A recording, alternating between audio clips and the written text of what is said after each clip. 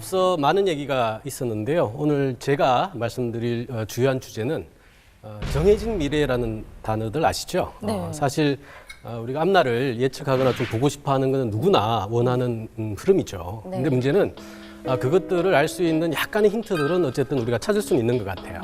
특히 우리가 일본을 배워야 하는 이유도 한국이 걸어가야 될 정해진 미래가 지금 현재 일본에서 펼쳐지고 있다는 걸로 이해를 하시면 될 것 같아요. 되게 따라가고 싶지 않은데 따라가야 돼요. 그렇습니다. 따라가고 싶지는 않지만 네. 따라갈 수밖에 없는 경로를 보면서 우리는 틀어야 되겠죠, 이제. 일본처럼 하지는 말고 일본을 보고 일본보다 더 잘하면 되겠네요. 그렇지. 그렇습니다. 저희가 수업 시간에 공부할 때도 일본은 이미 앞서서 뭐 초고령화 사회다 이런 얘기 많이 들어서 어느 정도인지 일본의 현재 주소를 좀 알려주세요.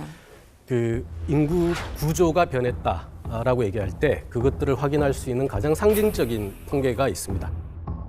전체 인구 중에서 한국은 이제 고령자 연령 기준이 65세지 않습니까? 네. 65세 이상 인구가 점하는 숫자가 얼마냐를 가지고 고령화 비율이라는 단어를 써요. 한국은 이제 15%를 넘겼습니다. 공식적으로는 14%를 넘기면 고령 사회라고 얘기해요. 근데 잘 생각하시면 이 100명 중에 고작 15명이거든요. 근데 그걸 가지고 고령사회라고 얘기한다는 거예요. 근데 20명이 넘으면 20%가 초과되면 초고령 사회라고 얘기합니다. 아까 독일 같은 경우에도 초고령 사회 진입했어요. 네. 가장 빨리 진입한 국가가 바로 일본입니다. 그래서 일본 같은 경우는 2006년도에 세계 최초로 초고령화라는 비율을 찍어서 들어갔고요. 실제 전 세계에서 유일하게 총 인구가 감소하는 국가입니다. 한국 같은 경우에는 지금 자연 감소, 바로 앞선에 있었던 데드크로스라는 단어를 썼습니다만 이것은 출생자에서 사망자를 뺀 거거든요. 이게 지금까지 단 한 번도 마이너스가 난 적이 없었다는 거예요. 그게 작년에 이제 마이너스가 난 거예요. 그렇다고 인구가 줄까요? 다시 아니죠. 태어나니까. 태어나는 건 줄죠. 근데 인구는요, 우리 유럽이라든가 미국을 생각하시면 될 것 같아요. 한국보다 빨리 고령 사회로 진입했으나 인구는 계속해서 늘고 있거든요. 이민자들. 그렇죠. 맞습니다. 즉, 국제적인 이동 때문에 총 인구는 계속해서 늘어난다는 것이죠. 이것까지 감안했을 때 진짜 인구가 줄은 유일한 나라가 바로 일본입니다. 이야. 와, 그 정도. 그러니까 저는 그 얘기도 들었어요. 일본에는 노인만을 위한 동네도 따로 있다고. 거긴 막 네. 콜라텍 같은 게 맞나요? 왠지 그럴 것 같아요. 즐길 수 있는, 그리고 그들의 눈높이에 맞는 다양한 상품이라든가 서비스들을 이제 집적시킨 공간이 이제 입소문이 나다 보니까 저기 가면은 우리 시선에 맞춘 굉장히 다양한 것들이 있어라는 것이죠. 그러다 대표적으로 보니까, 이제 도쿄의 북쪽에 있는 스가모 거리라는 것인데요. 네. 스가모 거리를 한번 가보시면 거의 대부분이 지팡이를 들고 계십니다. 그리고 더 재미난 것은 중간중간에 의자들이 굉장히 많아요. 쉼터 같은. 이제 일본의 백화점 같은 경우에도 1, 2층은 신기하다. 사실상 물건을 팔려고 매대를 놓기보다는 네. 고령자분들이 찾아왔을 때 편하게 지낼 수 있는 기반 시설들 위주로 재편을 하고 있습니다. 그러니까 실버 타운의 큰 확장형 실버 빌리지 느낌이에요. 그렇습니다.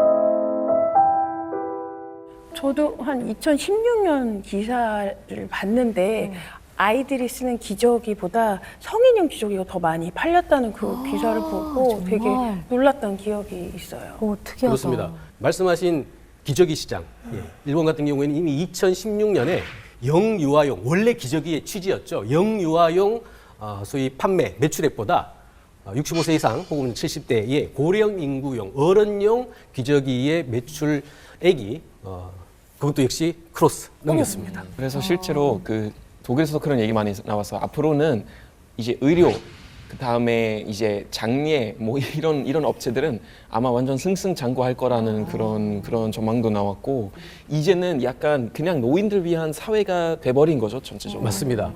조금 더 체감적인 거는요. 저도 일본에서 그 사례를 방문한 적이 있었는데 예전에는 초등학교였었어요. 이게 간병시설로 바뀌고 있습니다. 즉 요양원으로 바뀌고 있어요. 그래서 제가 재미난 인터뷰를 봤는데 그 학교 졸업생이에요.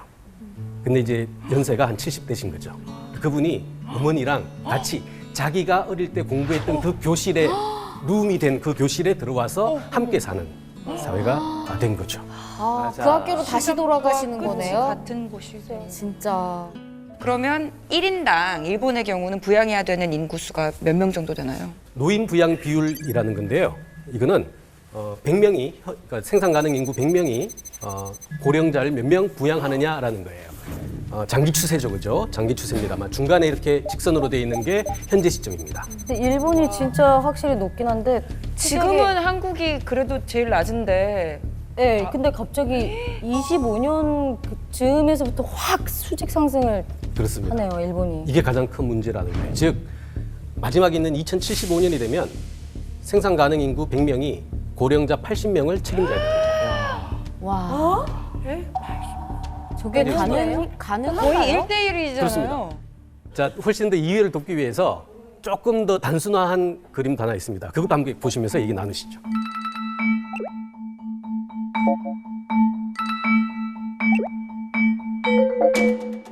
그럼 저는 저 때 제 손주가 저를 부양하나요? 부양을 못 손주라도 받으시죠. 있으면 다행이지.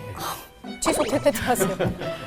정말 얼굴도 모르는 다른 청년이 부양하고 있겠지. 그런데 우리가 이해를 하셔야 될 게요. 이것도 지금 추정치입니다. 근데 아까 신 교수님 발표에서도 나왔습니다만 실제 상황과 추계치는 격차가 존재합니다. 그런데 우리의 현실은 추계를 항상 밑돌거든요, 지금. 그 얘기는 뭐냐면 이것도 굉장히 낙관적인 그림일 수 있다는 거예요. 저것보다 더 심할 수도 있다는 거죠. 낙관적인. 저게 독일에서 우리가 그거 Generationen Vertrag이라는 단어 많이 쓰거든요. 이제 약간 세대 간의 조약이라는 말이에요. 그러니까 젊은 세대가 그러니까 어른들은 이제 어린이를 살리고 그 다음에 어린들은 이제 어른들을 이제 모시고 살려는 약간 그런 건데 이 그 세대 간의 조약이 이제 깨졌다가 보면 되는 거죠. 그러니까 이제 우리 세대는 더 이상 약간 연금 못 받을 거라는 전망 때문에 굉장히 불안하고 그런 부분이 있어요, 확실히. 저는 다행히도 아직까지 부동산 시장도 건재하고 취업률도 취업률이 괜찮게 좋죠. 유지되고 있잖아요. 취업률이 너무 좋아. 비결이 뭐였죠? 근데 말씀하신 것처럼 겉보기에는 일본 상황이 어쨌든 좋아 보여요. 네. 과거 일본이 이게 늘 붙었던 수식어 장기 복합 불황이라는 단어를 염두에 둔다면 지금 상황은 굉장히 좋은 것은 팩트인 것 같습니다. 실제 이 결과 일본 같은 경우에는 실업률이 굉장히 좋아졌어요. 실업률이요? 예.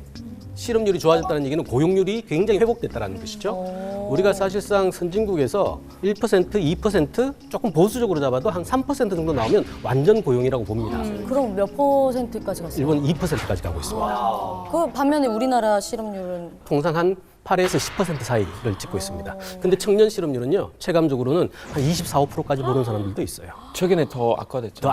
코로나 때문에 더 악화됐죠. 혹시 이 실업률이나 이런 취업률이나 이런 것들이 일본의 젊은 청년들의 수가 감소해서 지표상 그게 좋아진 거 아닌가요? 거기 채워져서 고령들이 그런 얘기 많고요. 일본 같은 경우에는 어쨌든 지금 코로나 때문에 충격을 받았습니다만 취업률이 과거보다는 굉장히 좋아진 거는 사실이에요. 사실입니다. 그리고 실제로요, 코로나 사태 이전에는 24시간 영업하는 데 같은 경우에는 알바를 못 뽑아가지고 야간 영업을 못할 정도였었어요. 좋은 취직 자리가 많아서. 그렇죠. 예. 그래서 이제 우리 한국에서 봤을 때 일본은 봐봐, 경기가 굉장히 좋아지니까 취업률도 좋잖아. 그러니까 청년 인구가 줄어드는 상황에서 일자리도 많이 늘어나니까 한국도 이제 그 뒤를 따라가지 않겠어? 지금 이제 한국도 많이 줄었잖아요. 그러니까 한 10년, 20년 후가 되면 이 청년들이 오히려 희소 자원이 돼가지고 그러니까요. 곳곳에서 막 뽑아갈 것이야라는 얘기를 하는 거예요. 한때 인터넷에서 일본 취업하는 게 붐이었던 때가 맞아. 있었어요. 실제로 지금은 코로나 때문에 조금 주춤하긴 한데 지금도 뭐 글 찾아보면은 아직도 좀 맞아요. 준비하고 있는 네. 사람도 있고. 맞습니다. 근데 조심해야 될 게 있어요. 우리나라는 대졸 취업률 같은 경우에는 전수조사입니다. 다. 예, 대학 졸업자들 대상으로 해서 다 합니다. 그 일본은요? 일본은 전수조사가 아니에요. 어떤 조사? 상위 62개 대학의 졸업자들만 대상으로 합니다. 62개면 너무 적지 않나요? 그것도 상위. 그것도 상위예요. 상위. 그 얘기는 뭐냐면 원래 취직 잘하는 그렇죠. 사람들 아니에요? 그렇죠. 또 하나의 문제는 그런 것도 있는 것 같아요. 대학을 한국은 가잖아요. 웬만하면 가도록 권유도 하고 또 가야 된다라고 생각을 하는 거죠. 왜? 본인의 생애 전체에 걸친 소득과 직결되기 때문에. 근데 일본 같은 경우에는 대학 진학률이 50% 수준입니다. 50%. 갈까 말까를 이제 둘 중 하나는 선택하는 거예요. 굳이 안 가도 취업이 잘 되니까. 그렇죠. 그거의 가장 큰 이유가 대졸자와 고졸자의 임금 격차가 한국보다는 적어요. 지금 도쿄 같은 경우에는 시간당 아르바이트 그 임금이요. 조금 좋은 데는 1,200엔, 1,300엔까지 갑니다. 자, 1,000엔이라고 치고요. 하루 6시간만 알바로 일한다고 쳐요. 6,000엔 받죠. 먹고 살겠다. 자, 곱하기 30일 해봅시다. 한 달. 18만 엔입니다. 자, 참고로 일본의 대졸자 평균 임금이 19만 엔입니다. 어머. 너무 차이가 없네. 그런데 대졸자들은 또 정규직이잖아요. 그럼 일에 대한 압박도 굉장히 심해요. 야근도 해야 되고요. 뭐 이렇게 스트레스 많이 받죠. 근데 알바는 상대적으로 그런 책임들이 적잖아요. 그러니까 이 친구들 입장에서는 친구들 대기업 들어간 친구들 보면서 야, 너 그렇게 열심히 해서 19만 원 받아서 지금 미래를 위해서 달려가고 있는데 야, 나 알아서 하루에 6시간 반 설렁설렁 일해도 너와 비슷한 임금 나와. 앞으로 어차피 대기업 다니면 병원비로 다 쓸 텐데. 그러니까요. 그런 생각들 때문에 소위 이제 인생을 향해서 이제 좀 전형적으로 해야 될 젊은 친구들의 어떤 향상심들이 굉장히 줄어드는 게 큰 문제라고 볼 수가 있는 것이죠. 이걸 사토리 세대라고 합니다. 깨닫는다는 단어를 써서 사토리 세대라고 표현하는데요. 득도, 도를 깨닫죠. 도를 깨달으면 인생 살아봐야 별거 없다라는 거를 인생 무사. 알죠. 그러면 현재의 고통을 감내해서 미래의 열매로 치환하려는 작업들을 안 하게 돼요.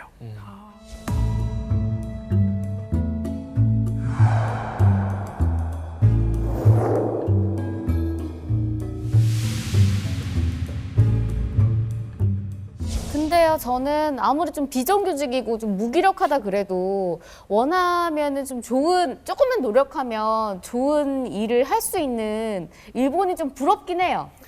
네. 맞습니다. 근데 한국이 그 뒤를 따라갈까 할 때 그건 좀 쉽지 않은 얘기일 것 같아요. 뭐냐면 일본은 1억 2,300만이에요. 아, 인구가 많아서 그게 가능한 거예요? 한국은 5천만이지 않습니까? 근데 더 재미난 것은 1억 2,300만이 성장이 안 된다 해도요. 전년도 1%만 해도 엄청난 GDP가 나오는 거예요. 그게 어디서 나오냐? 바로 내수에서 나옵니다. 내수는 일자리와 직결되거든요. 너는 계획이 다 있구나. 이참에 알바생 새로 뽑으실 생각 없으세요? 누나, 우리 사람 뽑아야 돼.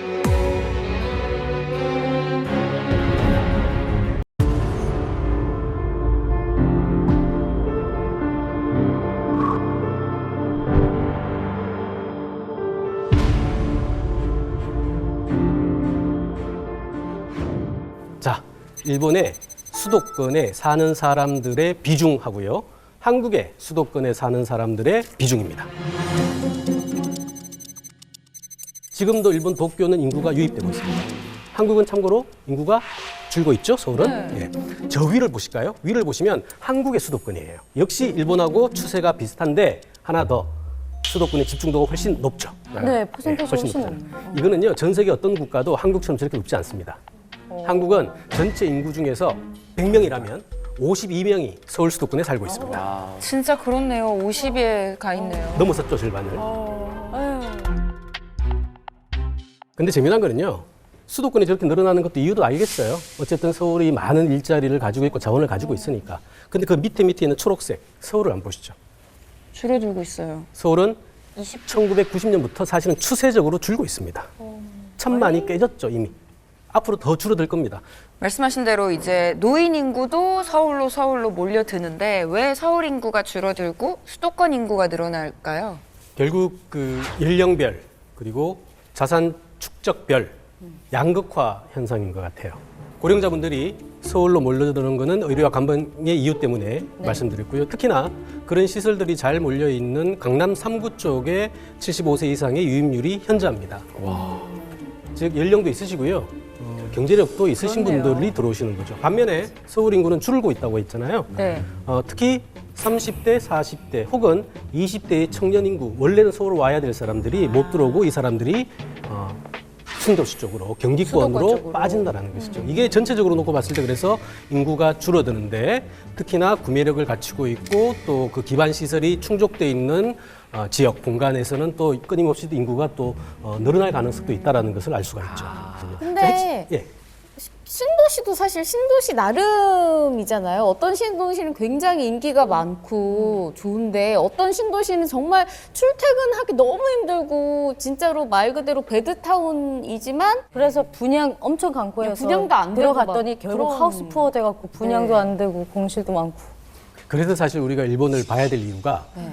일본도 한국하고 유사하게 수도로 사람들이 몰리다 보니까 수도는 다 품어낼 수는 없잖아요. 그러니까 수도 주변부에 신도시들을 많이 지었던 과거 경력을 가지고 있어요. 그렇지. 그리고 실제 이 기간이 많이 지났어요. 이제 한 40년, 50년이 지났습니다.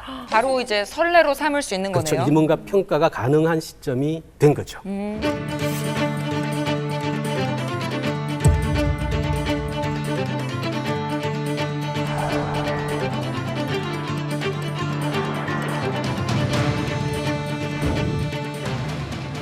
도쿄가 있고요. 이쪽 끝에 있습니다. 대표적인 일본의 신도시입니다. 약간 일산 같은 곳인가요? 네, 조금 더 가깝죠. 네, 조금 더 가깝습니다. 여기는 다마 신도시 안에 있는 타치가와시라는 데입니다. 자, 이 둘이 사실은 우리가 한국의 신도시 아파트나 부동산이나 사람들의 가치 선호가 어떻게 바뀔 것인가를 단적으로 알 수 있는 굉장히 상반된 사례예요. 일본에서 신도시가 고스트 타운이다라는 표현도 들어보셨죠? 네. 저도 가서 봤는데요. 무령도시. 한 개 동에 50가구를 분양을 했어요. 입주자는 5가구. 어머야, 무서워라. 거기 어떻게 살아? 만약 5가구만 들어오면요, 엘리베이터도 안 가. 안 갑니다. 어머, 불도 다 왜냐하면 꺼져 있을 50가구가 내야 될 엘리베이터 비용을 5가구가 내야 되는데 내겠어요? 버스 다닐까요? 안 돼. 안 가죠. 다녀도 한 반나절에 하나씩. 그렇죠. 그 60년, 70년대에 들어갔던 사람들이 아마 30대, 20대에 지방에서 올라와 가지고 가족을 구성 막 했던 완전 그분들이 지금 연령이 어떻게 됐죠? 이제 7, 80. 7, 80이에요. 자녀들 분가시키고 나서 부부 둘이 살다가 그 중에 한 분이 아프시겠죠. 이제 아프면 시설로 들어가셔야 돼요. 그래도 한 분은 시설과 여기를 왔다 갔다 하면서 그래도 같이 서로 좀 돌봅니다. 근데 돌아가셨어요. 이분도 이제 또 아프시겠죠. 그럼 이 집이 빈집이 돼요. 시설로 들어갑니다. 이거 어떡할까요? 이게 현실적인 문제예요. 이런 것 때문에 이미 지어져 있고 신축은 말할 것도 없고요. 사람들이 잘 안 들어오게 되는 거죠. 팔리지도 않으니까. 예, 그거예요.